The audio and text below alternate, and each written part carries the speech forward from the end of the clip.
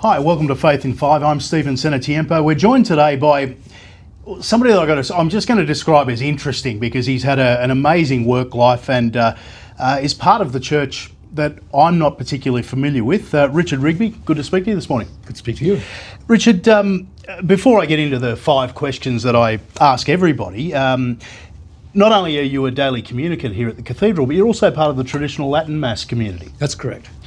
Tell us about that. What drew you to that? I found over time that the traditional Mass says more to me about the true sacrificial nature of the Mass and the presence of Christ in the Blessed Sacrament. I mean, being able to receive on one's knees, on the tongue, seems to be just an act of such natural reverence. And, as they say, lex orandi, lex credendi, the way you pray is the way you believe. It all came together to me over a period of time, which is not to say that I have any problem at all with the Novus Ordo, which are the masses generally accepted most people, and obviously I don't, because I wouldn't be coming to the Cathedral every day if I didn't. But particularly the way it is presented here in the Cathedral with real reverence. Our clergy all know what they're doing, So a lot of the problems I think were caused by some of the really craziness that occurred in the couple of decades after the liturgical changes. And I don't blame it on Vatican II. It's more the aftermath. But I think generally that's people are recovering from that now. Well, I think it's. I always say that the church is perfect. Some of the people in it, not so much. Correct. Yeah.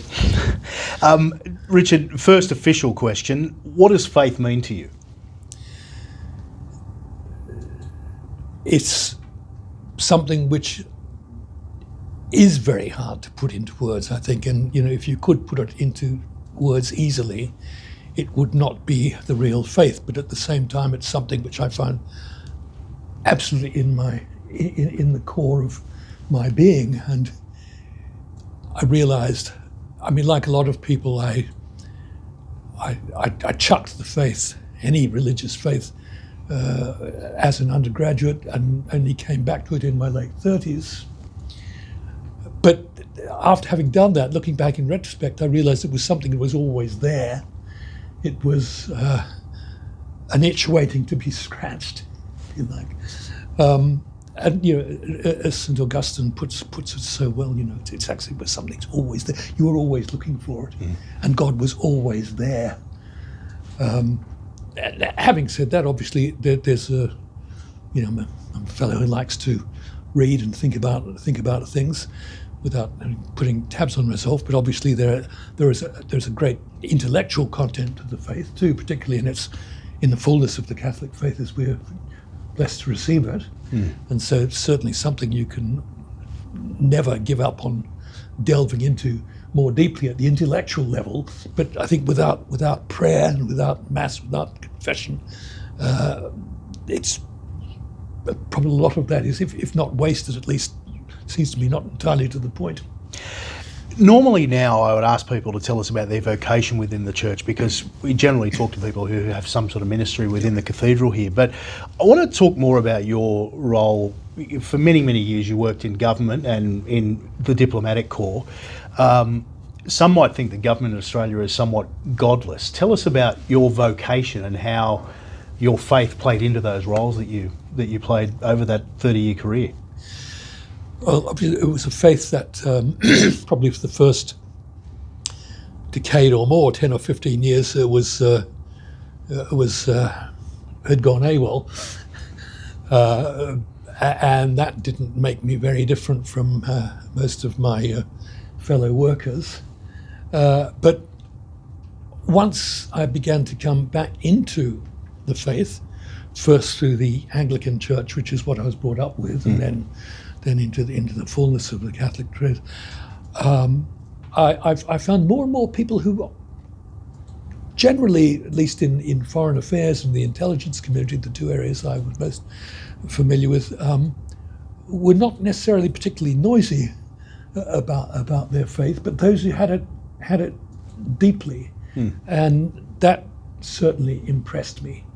And then, of course, in my various postings, in particular, I think in 3 postings in China, 2 in Beijing and 1 in Shanghai, living in a country where the ambient culture was anything but Christian, and yet in which there were the people who were Christian were deeply so, and often at considerable cost to themselves personally, had a very, very deep impression on me. And then in my last DFAT job, of course, I was ambassador in Israel, and there, of course, the job was interesting and challenging and stressful, but at the same time, the opportunity actually just to be living in the Holy Land, which is how I think of it, well, appearances to the contrary notwithstanding, it was just such a phenomenal experience. Daily reminders of the rootedness of the importance of the incarnation in our Christian faith. That you are somewhere where God actually walked, ate, slept, suffered, spoke as a human being.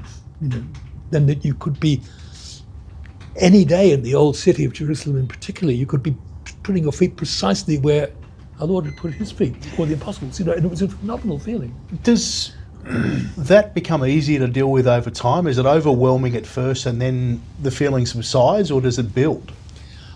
For me, it deepened. I think you perhaps you get over the initial excitement, but the feeling became deeper rather than going away. It can be overwhelming. I mean, there is something called the Jerusalem syndrome, where people actually go potty because it's all too much for them. Yeah, right. Yeah. Well, which leads me into my next question then. When has your faith been a challenge for you? I don't think I can ever say it's been a challenge. The only challenge is actually trying to live up to it. And the many times in which I haven't, that's a struggle with which I'll continue to engage, I think, until I take my dying breath. Let me lead the question then. But there are times when I think I'm getting a bit better at it now. Not much, but a bit better at it. There was certainly quite a long time when I was working in environments where having any sort of religious faith was regarded as an oddity, if not rather, off. Yeah. Keeping my mouth shut and letting things go by rather than taking them on or engaging. I think I've worked out at better ways now of engaging, but not in an overly hostile, reactive way. But I'm going to ask a supplemental then. Tell us about the transition from the Anglican Church into full communion with Rome. Yeah, well, the Anglican Church did it for me. Actually, I thought, they left me. I didn't leave them. In my teens, the Anglican tradition with which I'd grown up was very much the Anglo-Catholic tradition. It's going to confession, saying the Rosary, calling the Eucharist, the Mass, and all that sort of thing, and rather well performed liturgies. And that's what I went back into when I found myself working in London, just around the corner from T.S. Eliot's old church in Stephen's Gloucester Road. So that was but the reason why that happened was because I, at that stage, still thinking that I had no faith, I nevertheless wanted my children, who were by that stage in there, between about not much, up to 2 or 3 children, I realised I wanted them at least to have a Christian education. Apart from anything else, they're surrounded by all the wonders of the art galleries and museums of London, not to mention literature and art and so on. And they wouldn't understand, they'd understand less than 10% if they didn't understand the Christian religion, because that's what it's all about. Yeah. But having done that and started sending him off to church, realised that this actually, well, I need to be doing this too. And it very quickly became much more than a cultural thing. Now, it just so happened that the priest at that church and his congregation were already in the early stages of discussions towards some sort of corporate reunion with Rome, they call crossing the Tiber. When I came back to it, when I came back to Australia, that was the time when the Anglicans moved the ordination of women. Now, I think I'm anything but a misogynist, but for me, and I think for many Anglo-Catholics, the question was a question of authority. Yeah. So how can this group of people take it upon themselves to make a move which, without any consultation, goes directly against not only the traditions, but actually the expressed concerns of the then Holy Father? Yes. By what authority do you do that? Well, they did it because they wanted to do it, and they had synods and all that sort of thing. But that's all that's fine. But the Anglo-Catholic claim had always been that, basically through force majeure, Henry VIII and all that sort of thing, the English Church had been split off from the Roman Church and became a separate branch, but it maintained the Catholic faith. Once you make that sort of a decision, it's no longer tenable. Yes. It's just silly. It just doesn't work. I normally ask people now about how they describe the faith community here at St Christopher's Cathedral, and as a daily communicant at the early day masses, that's an interesting question, but I'm more interested in the traditional mass, the traditional Latin mass community. How would you describe that? It's in the 15 or 20 years or so that I've been going to them, it's changed a lot from being quite a small group of largely older, some young people, and a sort of, try to avoid saying odds and sods, a miscellaneous group of people who perhaps fall through the cracks one place or another, to something which is now very, very different. It's much bigger, it's much more vibrant, and the core is young people, young families, and young men, people in their 20s, early 30s, a few late teens, more men than women, but there are plenty of young women there as well, plus a few oldies like me, and people from other bits of the Catholic Church, some Poles, some Indians, some people who had an Orthodox or Eastern Catholic Church background. But it's currently much more vibrant and much younger than it was, and there are people there who, it's not for me like Queen Elizabeth I to pry into people, make windows into people's souls, but there are some people there who I think would be regarded as rather extreme. But there are a lot of people for whom that's not the point, and some of the post-Vatican II battles which have been fought, particularly by those who carried through straight from that time and went through a lot of difficulty, where there can be a degree of bitterness and some sense of persecution. That's very much a thing of the past for these younger people who are coming in. They're just coming in because they love God, they love Our Lady, and they find this a way to express that love and their commitment, and also provides a sense of community, as does the Cathedral parish here. Richard, one of the things that has become a common theme since we've been doing Faith in Five is that most of us have, and I'm going to use the term strayed from the church for lack of a better way of putting it. What would you say to somebody who's either thinking of coming to the church for the first time, or somebody like both of us has strayed away for a little bit and has come back? What would you say to somebody who's sort of going through that same transition? I would say start with just do it, give it a try.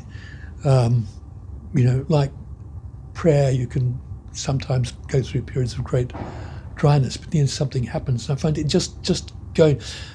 If you to start going to church, particularly in a really nice community such as we have in the cathedral here, that you discover first of all that people are not odd, not strange, not weird, and will not generally try to ram things down your throat too.